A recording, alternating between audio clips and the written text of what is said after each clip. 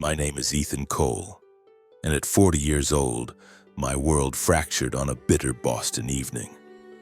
I was at the Fairmont Copley Plaza, standing inside a grand ballroom where the air hummed with the sound of clinking champagne flutes and the low murmur of expensive conversations. Light from the crystal chandeliers overhead seemed to drip onto the polished floors, illuminating the celebration for my father's retirement. At the front of the room, my father, Marcus Cole, the CEO of Vantage Capital, commanded the podium. His suit was a custom-made shield of dark wool, and his gaze swept across the 100-plus titans of finance he'd assembled as if they were his personal court. He lifted his glass, and his voice, rich with practiced authority, boomed through the speakers. He toasted the legacy he'd built from nothing, this empire that had consumed his every waking hour. Then he spoke with immense pride of his two brilliant successors, my brothers Liam and Nathan. And then, his gaze found me. I was tucked away in a corner, trying to remain invisible, but his eyes pinned me to the spot. A cruel, knowing smile twisted his lips. "Ethan," he announced, his voice suddenly dropping to a conspiratorial whisper that still carried across the silent room like a razor's edge. "My youngest, he chose a different life, a humble soldier's path, so poor, so utterly pointless." He paused, letting the words hang in the air. Maybe it's best if he goes now before he spoils the celebration. A wave of laughter crashed through the ballroom. It wasn't just noise, it was a physical force. Every eye in that opulent space turned on me, and the collective stare felt like 100 tiny daggers. A hot flush climbed my neck and flooded my face, my heart hammering against my ribs so hard I thought it might break free. I risked a glance at the head table. Liam, my eldest brother, wore a smug, satisfied grin. Nathan, the next in line, had the decency to look down at his plate, but the slight shake of his shoulders told me everything I needed to know. He was laughing too. I just stood there frozen, my off-the-rack suit suddenly feeling cheap and ill-fitting under the weight of their judgment. My fingers instinctively brushed against the tiny Annapolis pin on my lapel. It was the only thing in that entire room that felt real, the only piece of my actual identity. What a fool I'd been. I had walked in here clinging to some childish hope for a truce, for a single moment of acknowledgement. Now all that was left was a hot, acidic shame churning in my gut and burning its way up my throat. My hands tightened into fists at my sides, my knuckles turning white. I had to get out of there, away from the muffled whispers and the condescending looks of pity. I was just about to turn and make my escape. But just as I shifted my weight to leave, a deep, authoritative voice cut through the murmur from somewhere behind me. "You're Major General Cole, aren't you?" I spun around. Standing there was James Caldwell, the chairman of Vantage Capital, my father's own boss. He was a tall man with a mane of silver hair and piercing eyes that seemed to look right through me. The entire room went dead silent. You could have heard a pin drop. I saw my father, Liam, and Nathan. All of them were utterly paralyzed, their mouths hanging slightly open in shock. Taking a slow, steadying breath, I gave a slight nod. "Yes, sir. That's me." Mr. Caldwell stepped forward, closing the distance between us, and placed a firm, reassuring hand on my shoulder. He gave me a smile that wasn't for show. It was warm and real. "You're the man who saved our company during the Aegis network crisis," he said, his voice carrying with perfect clarity through the stunned ballroom. "A strategic genius, a true hero to this nation." The silence that followed was somehow even louder, thick with an awkward, crackling energy. My father, who had just dismissed me as a pathetic failure, stood there with a face so pale he looked as if he'd been physically slapped.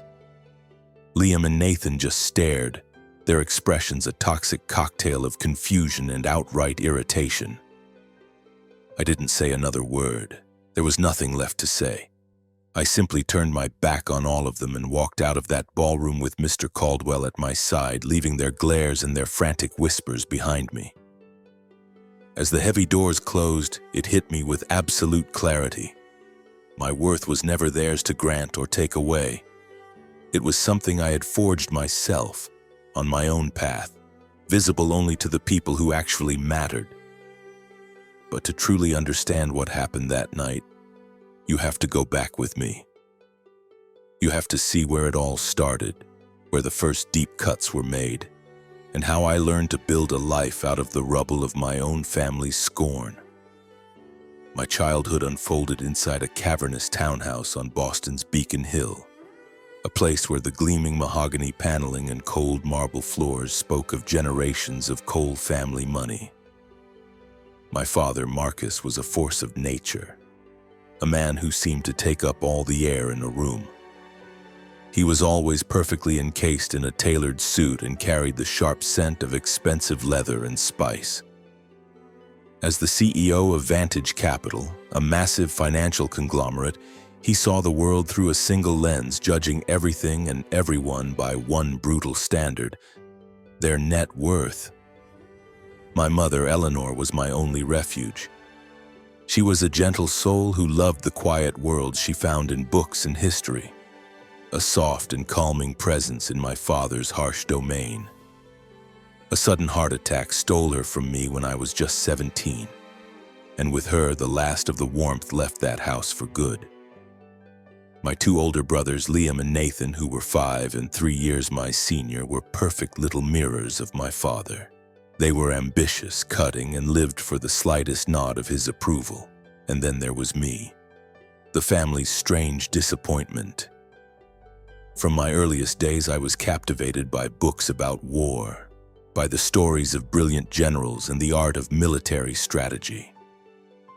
While Liam and Nathan were huddled over our father's computer playing at being titans with their mock stock trades, I'd be hidden in a corner of the library, completely absorbed by the Battle of Gettysburg or the complex logistics of the Normandy campaign. My dream was to attend Annapolis, to become a soldier, a leader. In the eyes of my family, this passion was nothing more than a laughable phase. I'll never forget one specific summer afternoon when I was 12. I came bursting into the living room, my heart hammering with pride, clutching a gold medal I had just won in a school-wide military strategy simulation. I couldn't wait to show them. I'd poured months into this competition, studying tactics, outmaneuvering kids who were years older than me. "Dad, look, I won gold!" I shouted, running over to him and holding up the gleaming prize so he could see. My father didn't even fully turn his head. His attention was already locked on Liam, who was outlining some new business venture. "Excellent work, Liam," he boomed, giving him a hearty slap on the back. His gaze then flicked to me, dismissive and cold.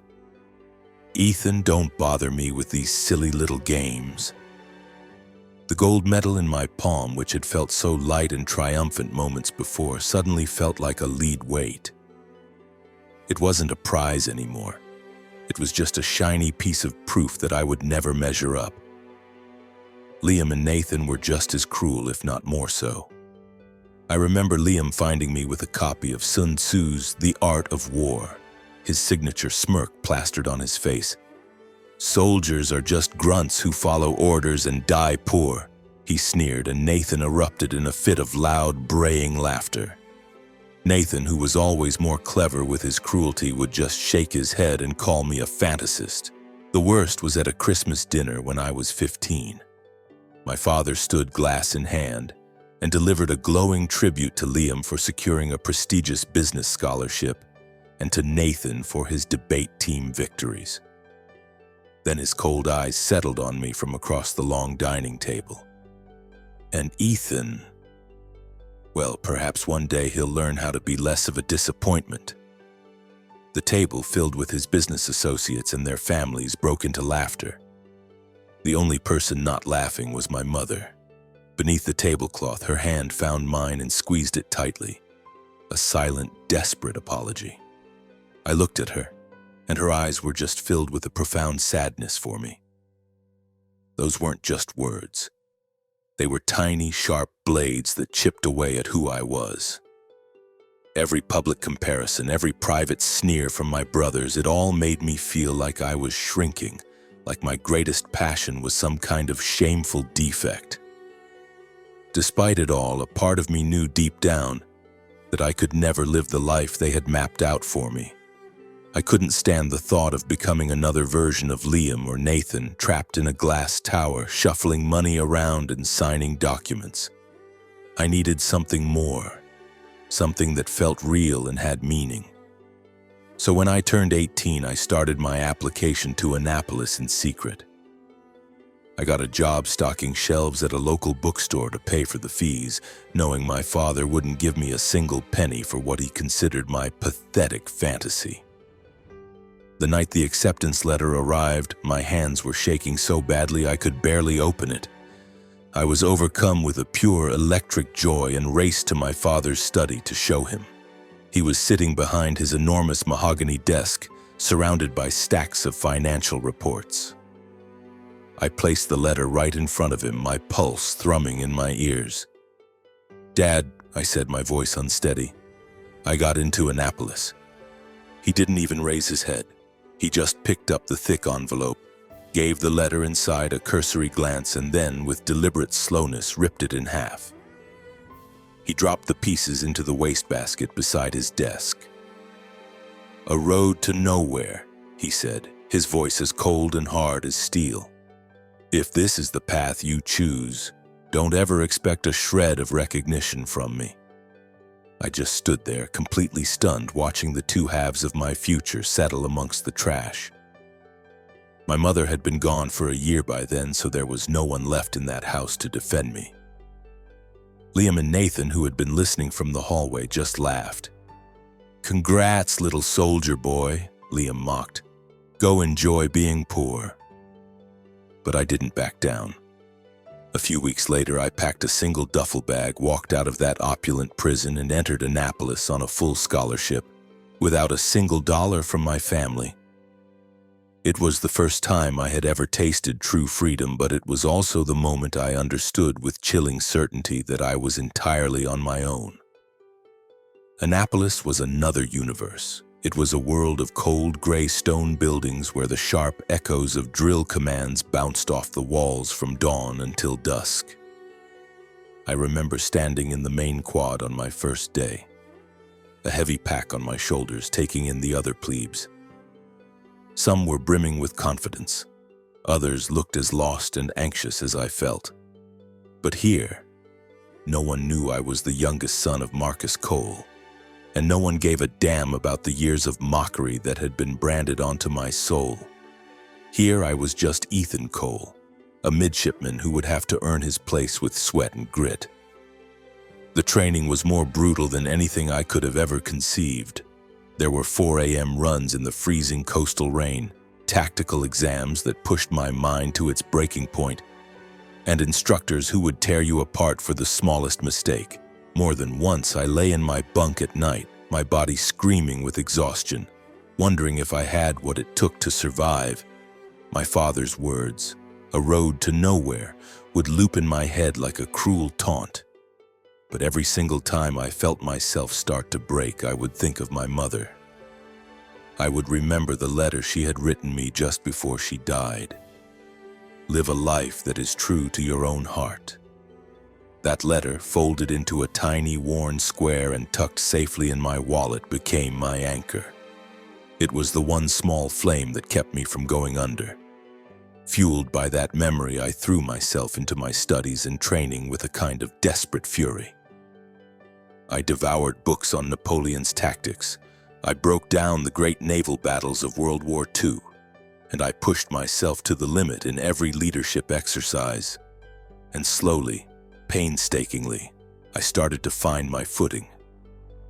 In my sophomore year, I was chosen for the tactical simulation team, and I led our small squad to victory in a national competition against other service academies. When my commanding officer clapped me on the shoulder and told me I had the mind of an admiral, I felt a flicker of pride ignite inside me, a warmth my family had never once offered. Yet even those small victories were tinged with a deep, persistent loneliness. Graduation day at Annapolis was a postcard of perfection, with golden sunlight spilling across the waters of the Chesapeake Bay. I stood in formation, my cover perfectly straight, the honor graduate medal pinned to my chest. I scanned the crowded stands, still foolishly hoping to see my father, Liam, or Nathan. I'd sent them invitations, of course, knowing it was a pointless gesture. When my name was called and the applause washed over me, I knew none of it came from them. I smiled and accepted my diploma, but my heart felt like it was filled with stones. That night, while my classmates were out celebrating with their proud families, I sat by myself in a small diner just outside the academy gates.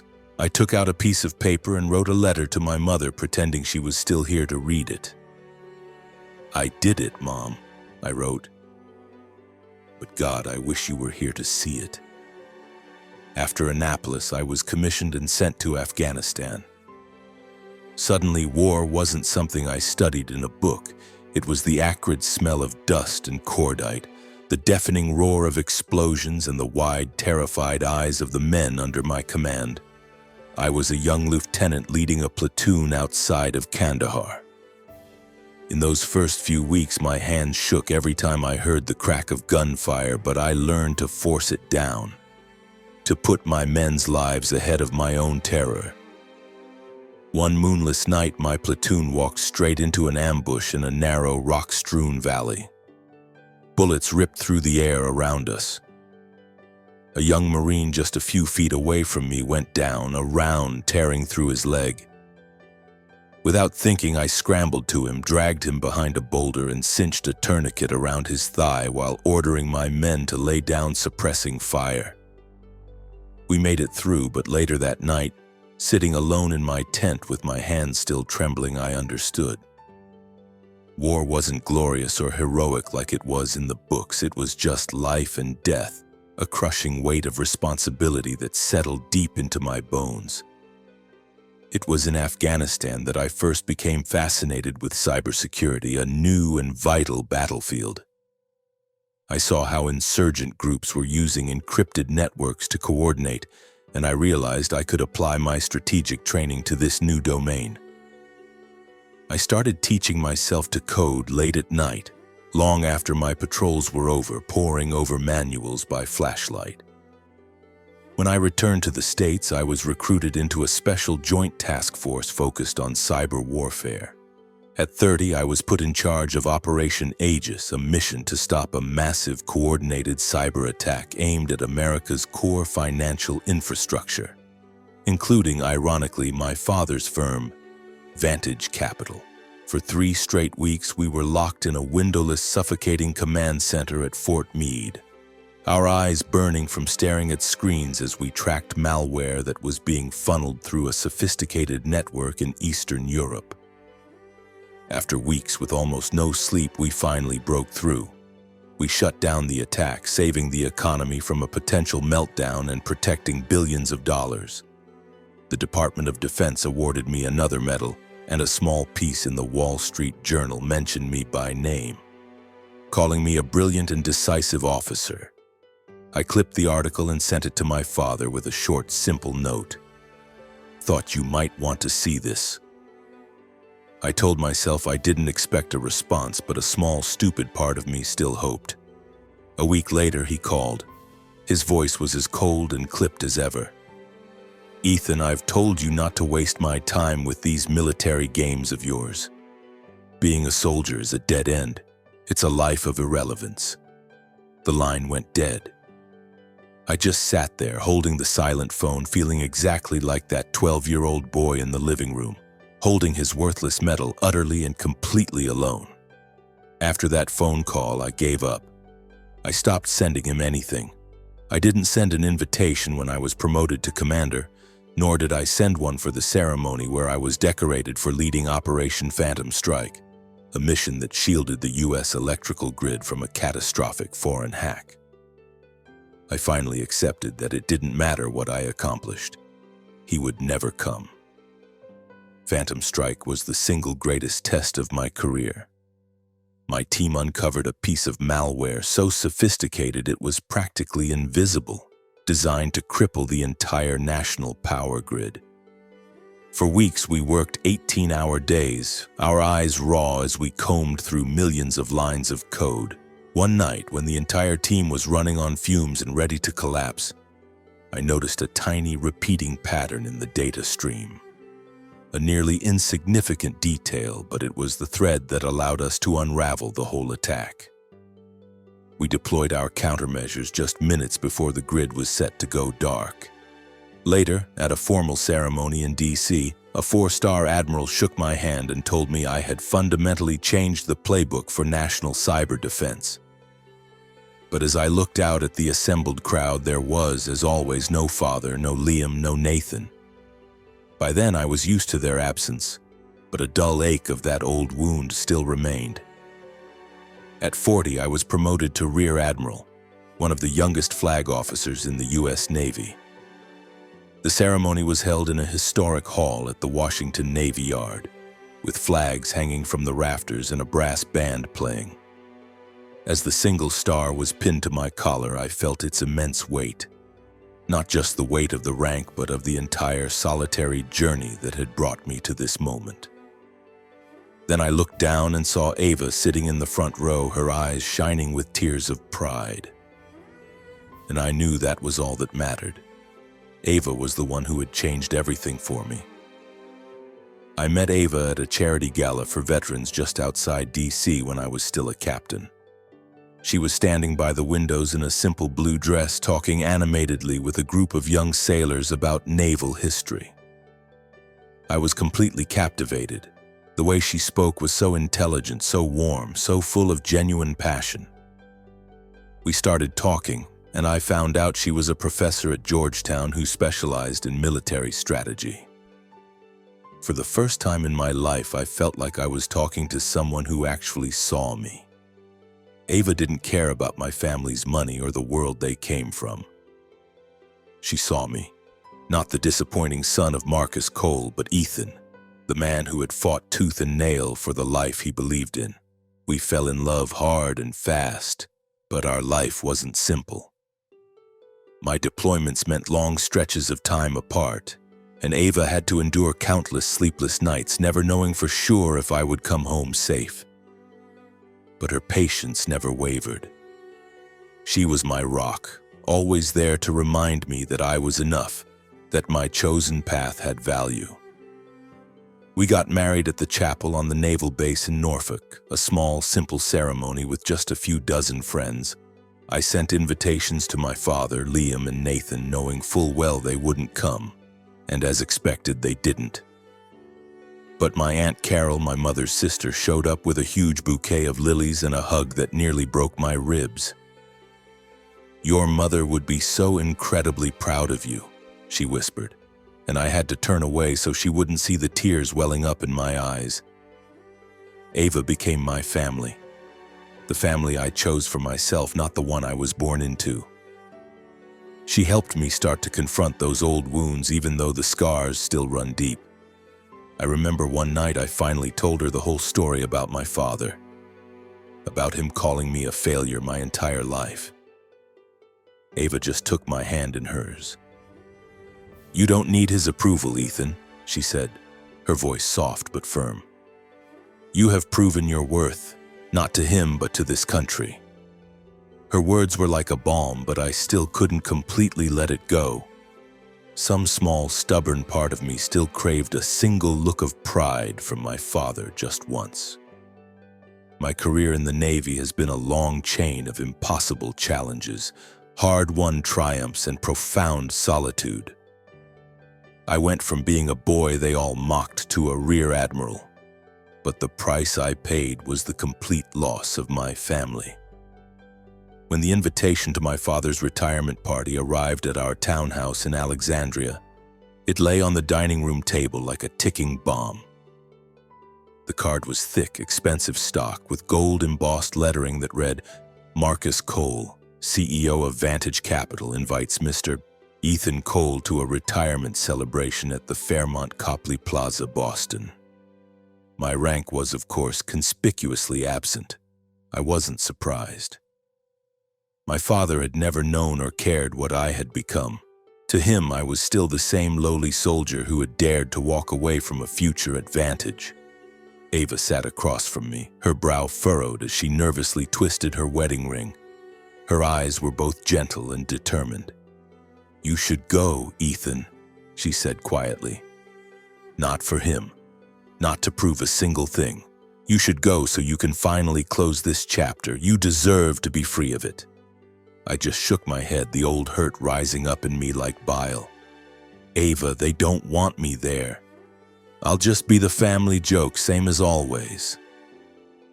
But she reached across the table and took my hand, her grip firm and warm. "You are a rear admiral, Ethan. You've protected this entire country. You are not a joke. Don't you dare let them drag you back down to their level." Her words cut through the old darkness inside me like a searchlight. After several sleepless nights spent wrestling with the idea, I finally nodded. "All right," I said, my voice barely a whisper. "One last time." I flew to Boston alone since Ava had classes she couldn't miss. As the plane descended through the gray, overcast sky, my stomach twisted into a tight knot. The cab ride took me through the familiar streets of Beacon Hill, and every corner brought a fresh wave of memories that felt like tiny cuts. I saw the old family townhouse, still standing behind its imposing black iron fence, its windows lit from within. I found myself wondering if my father still had the same desk where he'd ripped my Annapolis acceptance letter to shreds, or if the history books I used to hide in my room had been boxed up and thrown in the attic long ago. But I didn't ask the driver to stop. I went straight to the Fairmont Copley Plaza where the party was being held. I had chosen to wear a simple dark blue civilian suit, deliberately avoiding my dress uniform. I wasn't there to show off or give them more ammunition for their ridicule. But I did pin my small, discreet Annapolis insignia to my lapel, a quiet declaration of who I really was. When I stepped into the ballroom, my heart began to hammer against my ribs, and for a second I felt like that 18-year-old kid again, standing before my father, bracing for the inevitable blow. The room was a sea of excess, gleaming crystal chandeliers, tables draped in silk, and hundreds of guests dripping with wealth. The soft strains of a string quartet mixed with the sound of polite laughter and clinking glasses. I found a corner, grabbed a glass of water, and tried to make myself invisible, an outsider in this world that should have been my own. Liam was the first one to find me. He was 45 now, with flecks of gray at his temples, but he still had the same arrogant smirk. He sauntered over, a glass of champagne in his hand. "Ethan, still playing soldier?" he asked, his voice thick with condescension. "I'm surprised. I figured you would have given up by now and come begging Dad for a job as a mailroom clerk." Nathan, lurking just behind him, added his own jab. "You clean up all right, little brother," he sneered. "But I bet you still sleep on a metal bunk in some barracks, right?" I managed a thin, tight smile and said nothing. Their barbs were so predictable, so worn with use that I was almost numb to them. But they still pricked at me like tiny thorns. I just gave a slight nod and took a step back, trying to fade back into the wallpaper. But my father wasn't about to let me stay hidden for long. He materialized before me, as tall and imposing as ever in his custom suit, his silver hair perfectly coiffed, that familiar expensive scent of his cologne preceding him. He moved through the crowd like royalty, shaking hands, bestowing smiles on his partners and peers. When his gaze finally fell on me, I saw a flash of surprise in his eyes, but it was instantly replaced by that old, familiar contempt. "Ethan," he said, his voice low but with an edge that could cut glass, "I'm surprised you had the nerve to show your face here." I took a slow, steadying breath, fighting to keep my voice even. "I came to congratulate you, Dad." He just made a dismissive sound in his throat, said nothing more, and turned his back on me to resume a conversation with a group of investors. I was left standing there, feeling like a ghost, completely out of place in a world that was supposed to be mine. The formal part of the evening began with a series of speeches praising my father, his legacy at Vantage, his legendary business instincts, his two brilliant sons, Liam and Nathan. I was seated at a table in the far back of the room, surrounded by strangers who had no idea who I was. Every glowing tribute to Liam and Nathan, every mention of their multi-million-dollar deals and their expansion of the firm, was just another reminder that in my father's world I simply did not exist. I wrapped my hand around my wine glass, gripping it so tightly my knuckles ached, forcing my face to remain a blank mask, while a hurricane of old pain and anger raged inside me. I thought I had built up enough armor to withstand this, but the feeling of being utterly erased was suffocating. Then came the moment I had been dreading. My father walked to the stage, took the microphone, and stood in the bright glare of the spotlight. The entire ballroom fell silent, hanging on his every word. He began his speech, his voice booming with pride. "Vantage Capital is my life's work," he declared, "and I am so proud to pass this incredible legacy on to the men who deserve it. To Liam and Nathan, my two sons who have brought nothing but honor to the Cole family name." He paused for effect, his eyes sweeping across the room until they landed squarely on me. My stomach dropped. I knew what was coming next, but there was no way to prepare for the sheer cruelty of it. "But then," he continued, a smirk twisting his lips, "there's Ethan." The room was so quiet I could hear my own blood pounding in my ears. My youngest, who chose a different path, a pointless path. A lowly soldier off playing his game somewhere, contributing absolutely nothing to this family or to its legacy. He let that hang in the air for a moment. "Perhaps it's best if he leaves now, so the rest of us, the people who actually belong here, can get on with our celebration." He actually pointed a finger toward the exit, as if ordering a servant to be thrown out. The ballroom was plunged into a thick, uncomfortable silence. I could feel the blood drain from my face, my cheeks burning as if he'd physically struck me. 100 pairs of eyes swiveled in my direction, and a ripple of whispers spread through the crowd like a virus. From the head table, Liam was smirking, his eyes shining with smug satisfaction. Nathan had his head bowed, but I knew he was just trying to hide his own smile. Beneath the table, my hands clenched into fists so tight my fingernails dug into my palms, drawing blood. The humiliation was a white-hot fire consuming me from the inside out. A primal part of me screamed to just stand up and run, to get as far away from this place as I could. But my feet felt like they were bolted to the floor. I rose from my chair, my back ramrod straight, preparing to walk out just as my father had demanded.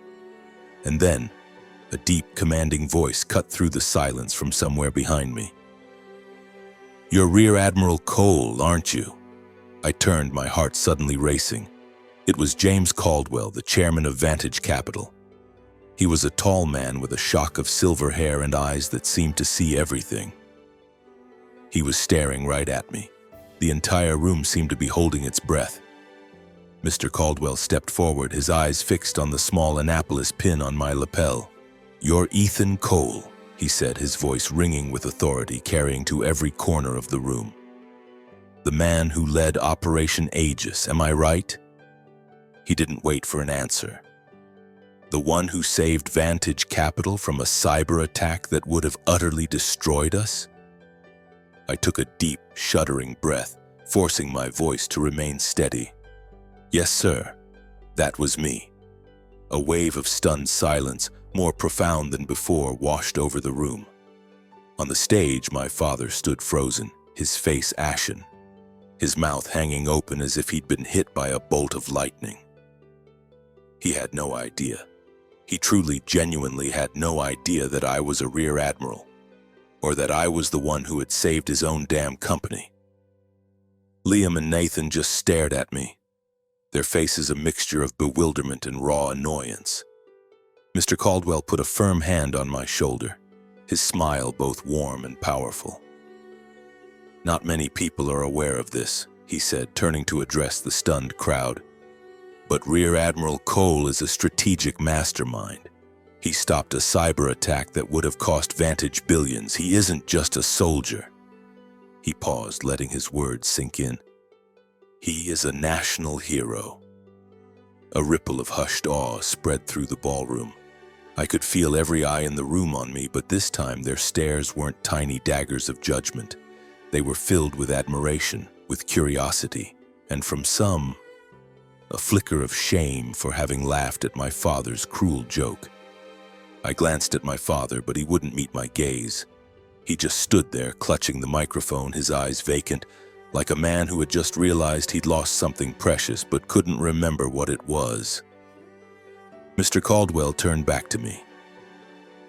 "Would you care to say a few words, Admiral?" he asked.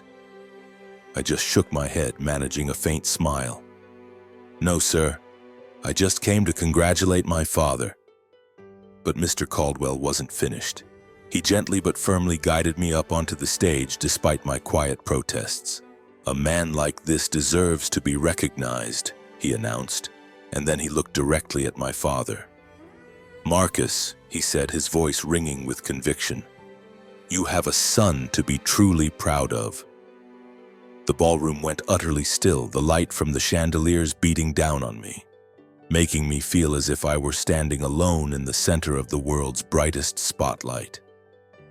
My father, Marcus Cole, the Titan CEO of Vantage Capital, just stood there, his hand gripping the microphone so hard his knuckles were white. His face was ashen, his eyes completely lost. He didn't know I was a Rear Admiral. None of them did.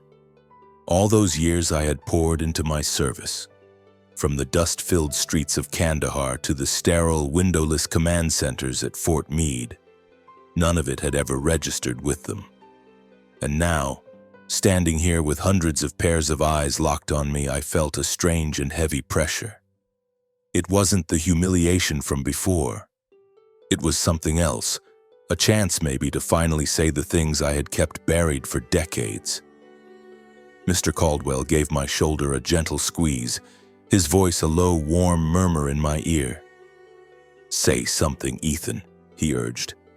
"They need to hear it from you." I took a deep, shaky breath, my heart hammering. I hadn't prepared for this. My only goal tonight had been to offer a quiet congratulations, to search for one final fleeting chance at peace. But now here I was on a stage facing my father, Liam, and Nathan, and a room full of people who had laughed at my expense just moments ago. My fingers brushed against the Annapolis pin on my lapel, and a lifetime of memories flooded me. The sleepless nights in Afghanistan, the letters I'd written to my dead mother, Ava's voice in my head. "You don't need their approval." I reached for the microphone, my hand trembling slightly. I'm not really one for public speaking," I started, my voice unsteady. The room was so quiet you could hear the air conditioners hum. "I came here tonight to congratulate my father, Marcus Cole, on everything he's built with Vantage. I know how proud he is of Liam and Nathan, and they've earned that pride." I paused and I looked straight at my father. He still wouldn't look at me. His gaze was fixed on the polished floor, as if he couldn't bear to face the reality of me standing here being seen. "But I do want to say one thing," I continued, and I could feel my voice growing stronger, more certain. "I didn't choose my path to disappoint my father or to rebel against my family. I chose it because it was what I believed in. I believe in protecting things that matter, and not just money or a corporate reputation, but the people who rely on us, the values that are bigger than any one of us." My voice was steady now. "I've spent 20 years serving in the Navy. I didn't do it to be a lowly soldier. I did it to be a sailor and a leader, and I am damn proud of it." I stopped, letting the words hang in the air. The room was still silent, but the way they were looking at me had changed. The curiosity had turned to respect, the skepticism to quiet contemplation. I looked at my father, still searching for some sign, a nod, anything. But he just stood there, his lips pressed into a thin, hard line, his hands strangling the microphone stand as if it were the only thing holding him up. At the head table, Liam and Nathan stared at me with blank, unreadable expressions. The mockery was gone, but so was any hint of warmth. "I'm not here to prove anything," I said, my voice low but clear enough for everyone to hear. "I just want to say that every person has their own journey. And if mine doesn't align with this family's, that's fine. I'll keep walking my own path because I know in my heart that I've done the right thing." I turned to Mr. Caldwell and gave him a small nod of gratitude. "Thank you, Mr. Caldwell," I said, "for reminding me of that tonight." The applause started then. It was scattered at first, a few hesitant claps, but then it grew, swelling into a thunderous ovation that filled the entire ballroom. My face grew warm, but this time it wasn't from shame. It was the heat of a long overdue release. I had finally spoken the words I'd held hostage inside me for my entire adult life, not to wound my father, but to finally set myself free. As I stepped down from the stage, Mr. Caldwell patted my shoulder, his eyes full of genuine pride. "You're a good man, Ethan," he said quietly. "Vantage owes you more than Marcus will ever be able to admit." I didn't look back at my father. There was no need. I walked straight out of that ballroom, past the admiring glances and the strangers who now rushed to shake my hand. The cold Boston wind hit me as I stepped outside the Fairmont. But for the first time that night, it didn't make me feel cold. I felt lighter, as if a 2-decade-old weight had finally been lifted from my chest. The next morning, my phone buzzed. It was my father. I hesitated, my thumb hovering over the screen, unsure if I was ready for another round. Finally, I answered. "Ethan," he said. His voice was flat, stripped of its usual arrogance, but also completely devoid of warmth. "Why didn't you tell me about the Rear Admiral thing?" He stumbled over the title as if the words themselves were foreign and difficult to pronounce. His tone shifted, growing accusatory. "You set me up. You wanted to humiliate me, didn't you? What kind of game was that?" I took a slow, deep breath, forcing myself to remain calm. "I didn't play any games, Dad. I just lived my life." My voice was even, steady. "You never asked, so I never told you." He was silent for a long moment. I could hear him sigh heavily on the other end of the line. "You didn't have to do that," he finally said, his voice laced with something that sounded an awful lot like resentment. "You could still come back to Vantage," he offered, as if nothing had happened. "Work with Liam and Nathan, I can make the arrangements." I almost laughed out loud, not because it was funny, but because it was so utterly absurd. "I don't need Vantage, Dad," I said. "I have my own life." I ended the call without waiting for him to reply. A few days later, a text message from Nathan popped up on my screen. "Getting a little full of yourself, aren't you, Admiral? Don't think you're better than us." But then, to my complete shock, Liam called. "Ethan," he said, his voice quieter and more subdued than I had ever heard it. I was wrong. To look down on you all those years, I had no idea what you'd actually been doing." He hesitated. "I think maybe I was jealous because you never cared about pleasing Dad. You just did what you wanted." His confession left me speechless. I didn't know what to say, so I just managed a quiet, "Thanks, Liam, maybe we can talk sometime." It was the first time in my entire life I had felt even a flicker of hope for my relationship with my brother. Back home in Alexandria, I threw myself into my work with a new kind of energy.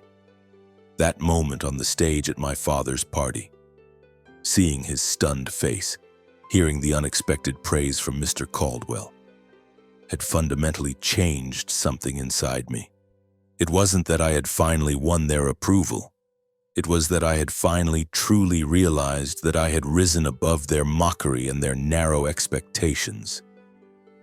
I was no longer that scared little boy, trembling in the shadow of my father's disappointment.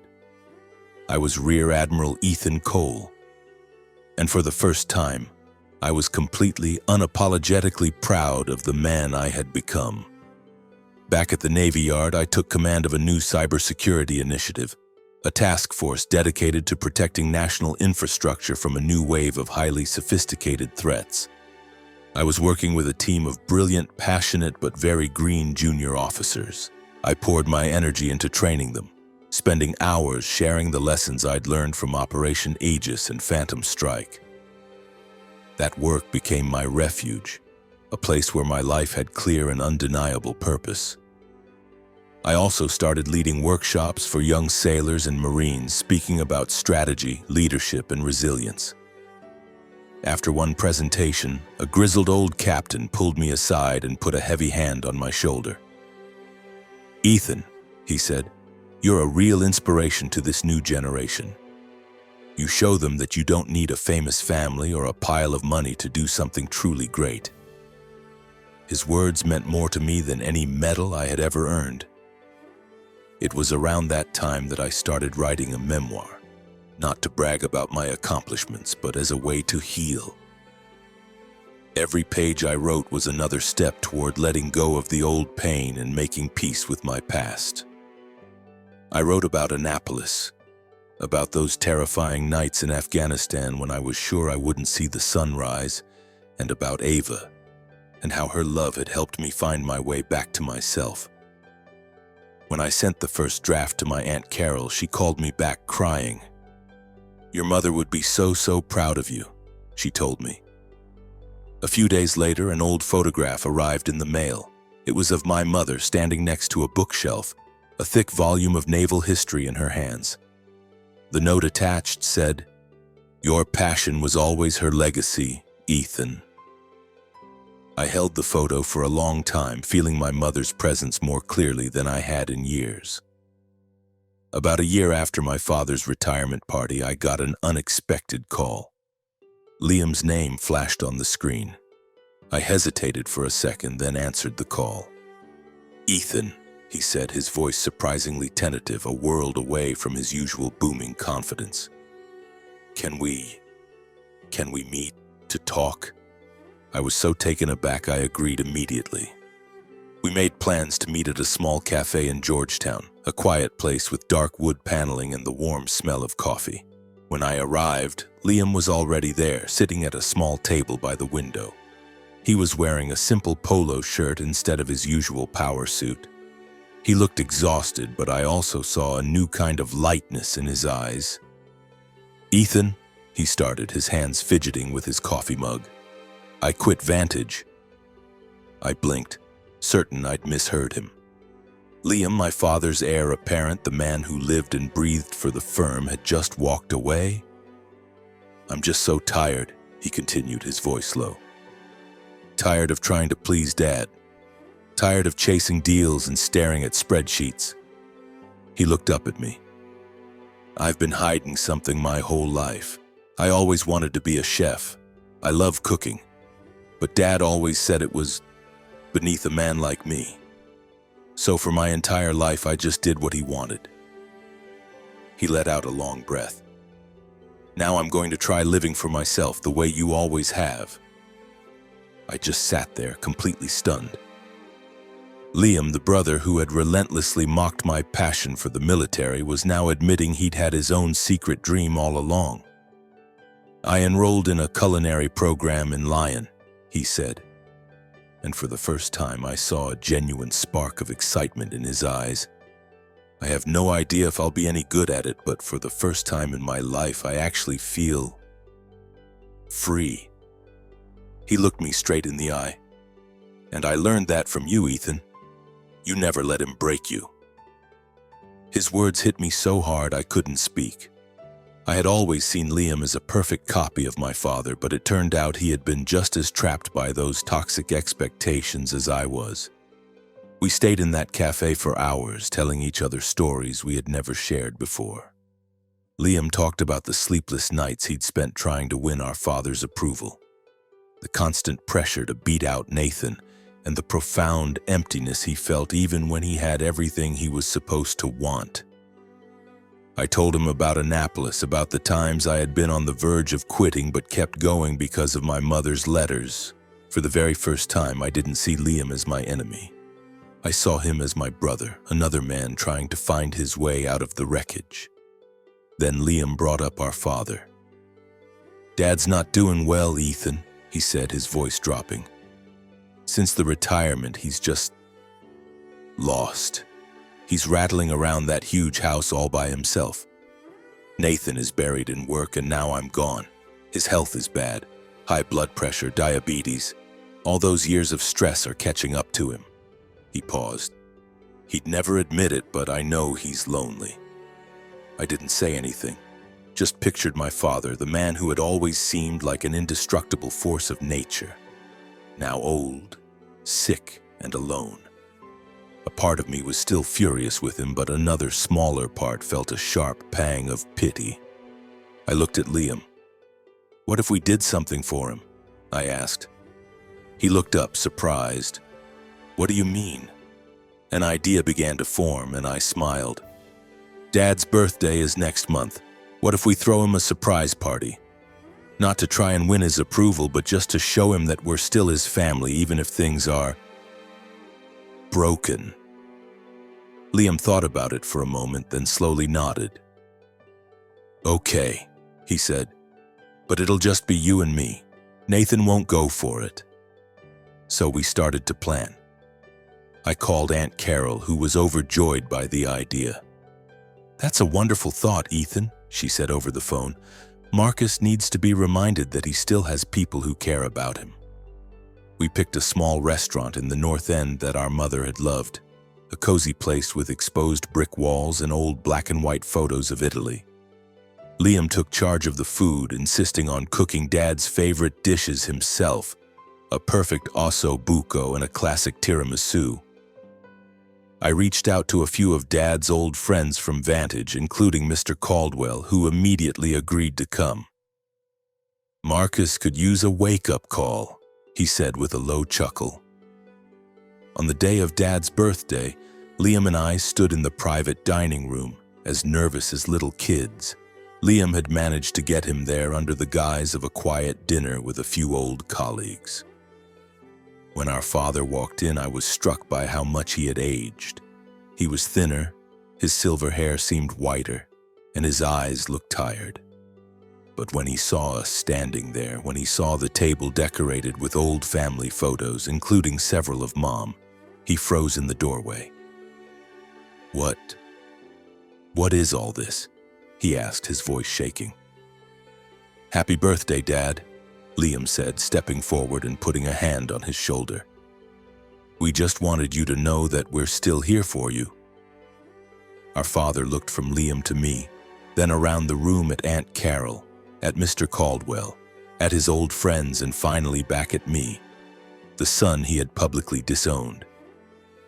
He didn't say a word, just gave a slow, stiff nod. But I saw his eyes glisten with moisture. It was the first time in my entire life I had ever seen him look like he was about to cry. The party was small and warm. Mr. Caldwell told funny stories about the early days of Vantage. Aunt Carol shared memories of Mom that made everyone smile.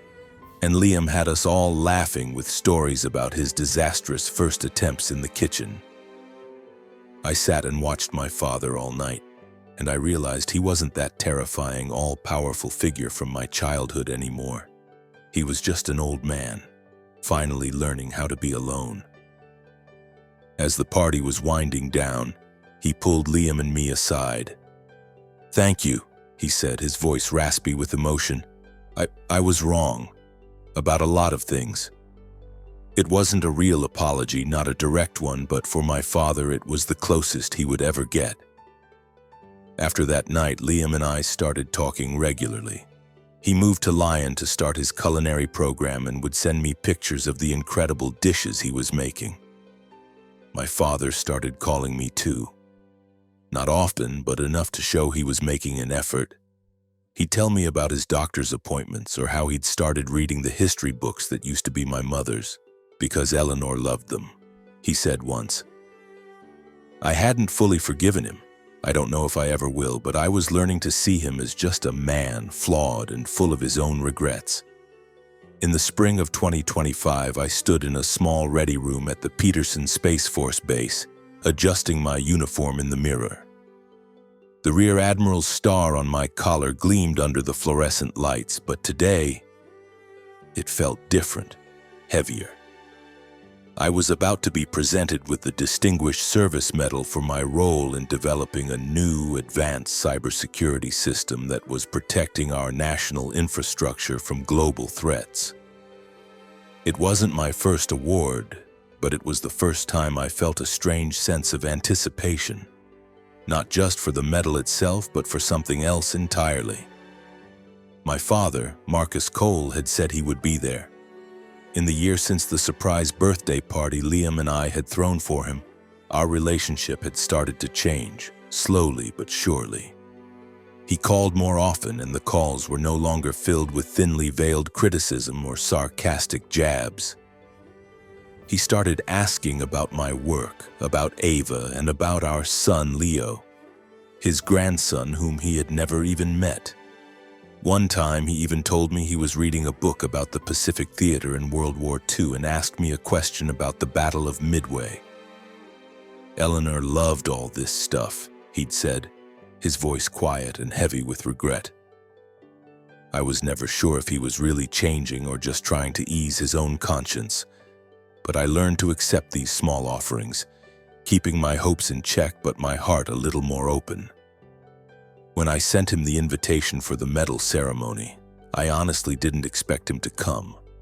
I had sent dozens of invitations over the years, for my Annapolis graduation, for medal ceremonies after my deployments, for every single promotion, and not once had a single member of my family ever shown up. But this time my father called me back, his voice hesitant but clear. Ethan, he'd said, I'll be there. I want to be there to see you. I just stood there holding the phone, not knowing what to say. Ava, who was standing nearby bouncing Leo on her hip, just smiled at me. See, Ethan, she'd whispered. Things can change. I nodded, but a part of me was still terrified, convinced this was all some kind of fragile dream that would shatter at any moment. The day of the ceremony finally arrived. It was a crisp, perfect morning in Colorado Springs with a brilliant blue sky and the mountains sharp against the horizon. The base auditorium was formally decorated with American flags flanking the stage and rows of seats filled with uniformed officers, government officials, and their families. Ava was in the front row with Leo on her lap. He was wearing a tiny little suit, and his big, curious eyes were taking in everything. Aunt Carol sat right beside her, smiling from ear to ear.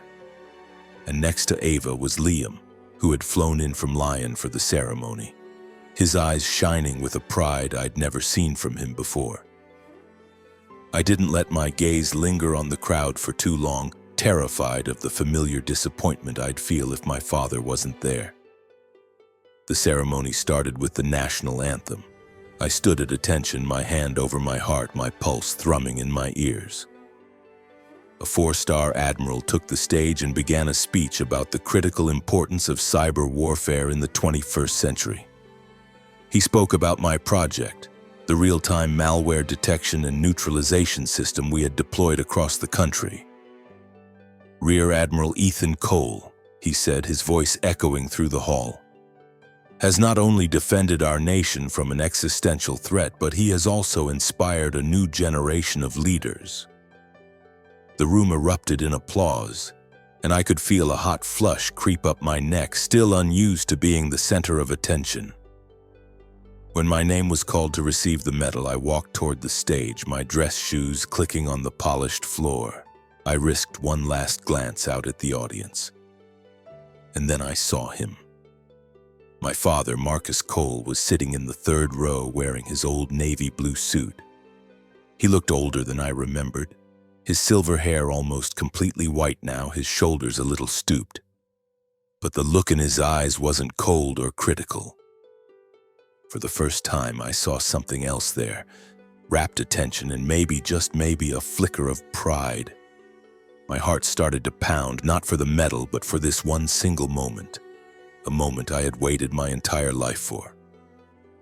The Admiral pinned the heavy medal to my chest and gave my hand a firm shake. "Thank you, Ethan," he said. "The nation is in your debt." I nodded and thanked him, but my eyes were drawn back to my father. He was clapping, slowly but deliberately. And when our eyes met across the room, he gave me a small, almost imperceptible nod, as if to finally say, "I see you. I really see you." After I received the medal, I was invited to say a few words. I stepped up to the podium, momentarily blinded by the bright stage lights. The auditorium fell silent, waiting. I took a deep breath, remembering the last time I'd stood on a stage like this at my father's retirement party and spoken my truth. This time, though, there was no anger, no desperate need to prove myself. There was only a quiet desire to share what I had learned. "Thank you to the Department of Defense and thank you to my incredible team," I began, my voice clear and strong. "This day isn't just about an award for me, it's about a journey. I grew up in a family where success was measured in dollars and stock prices. I was told that my chosen path was pointless, that being a soldier was a meaningless life. I paused and my eyes found Ava, Aunt Carol, and my father. But I learned that real value has nothing to do with what other people think of you. It's about what you believe in and the people you dedicate your life to protecting." I took another breath. I'm standing here today not because I was looking for a medal, but because I hope I can be an inspiration. If you have a dream, even if the whole world tells you it's worthless, you have to follow it. You have to believe in yourself even when no one else will. And you have to remember that family isn't always about blood. Sometimes it's about the people you choose, the people who stand with you when you need them the most.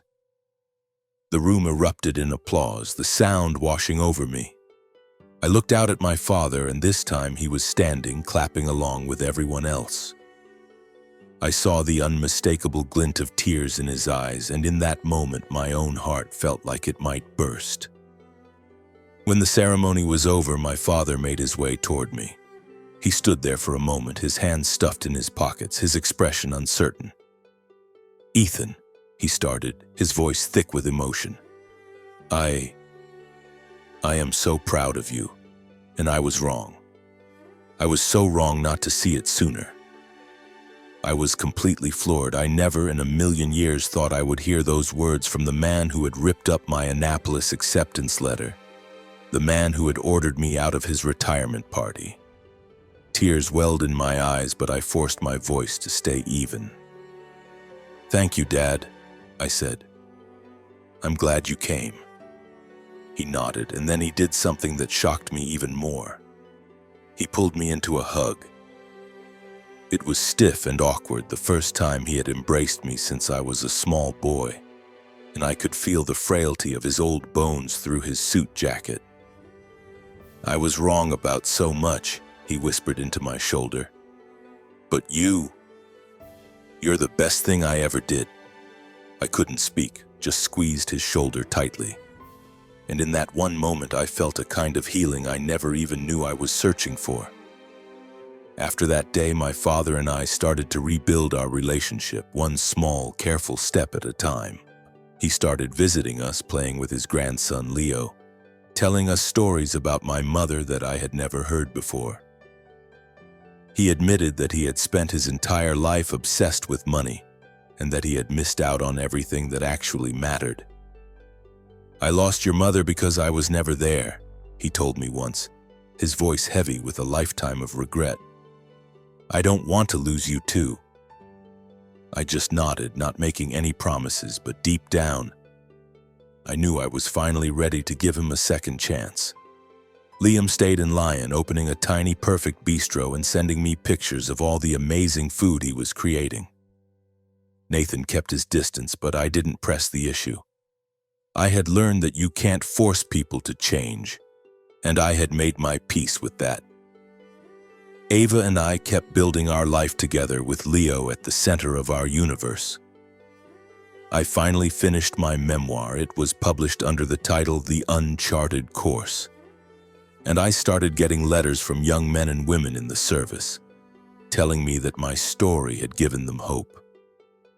Looking back on the whole journey, from that lonely, ridiculed boy in the big Boston townhouse to the rear admiral standing on that stage, I know that every single challenge, every scar, was part of the price.